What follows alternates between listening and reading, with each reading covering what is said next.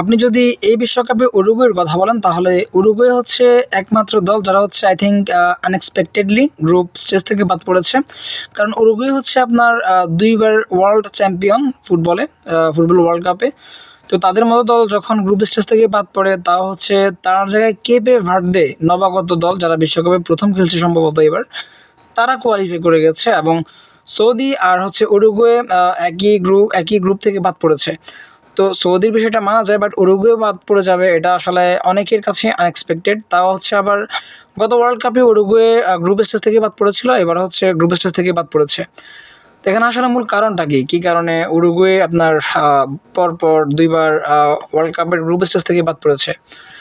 গত ওয়ার্ল্ড কাপেরটা তো গেলই, এই ওয়ার্ল্ড কাপের কথা যদি বলি সেক্ষেত্রে আপনার উরুগুয়ের বাদ পড়ার পেছনে আই থিঙ্ক একটা বড় কারণ হচ্ছে তাদের কোচের সাথে ঝামেলা চলছিল তাদের প্লেয়ারদের। বিশেষ করে তাদের কোচ মার্সেলো বিয়েলসার সাথে প্লেয়ারদের বিভিন্ন বিষয়, খুঁটিনাটি বিষয় নিয়ে সমস্যা চলছিল। সো সেটা নিয়ে খুব সম্ভবত একটা মিটিংও হওয়ার কথা ছিল বা মিটিং হচ্ছিল, এবং প্লেয়াররা মিটিং শেষ হওয়ার আগে সেখান থেকে বের হয়ে চলে আসছে।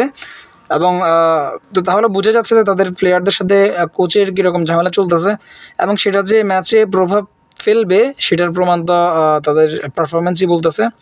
তো পুরো ওয়ার্ল্ড কাপে হচ্ছে তারা স্পেনের সাথে 1-0 গোলে হারে, এবং হচ্ছে কেপে ভার্দের সাথে ড্র করে, সৌদি আরবের সাথেও ড্র করে তারা।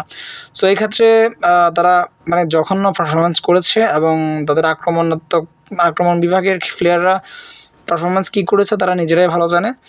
সো তাদের গ্রুপ স্টেজ থেকে বাদ পড়াটা আসলে আনএক্সপেক্টেড হলেও এটাই হওয়া উচিত ছিল বা হওয়ারই কথা ছিল। কারণ যেখানে ড্রেসিং রুমে মতবিরোধ, বিভিন্ন খুঁটিনাটি বিষয় নিয়ে প্লেয়ার কোচের সাথে যখন ঝামেলা, তখন সেটা তো এক্সপেক্টেডই থাকে যে তারা বাদ পড়বে।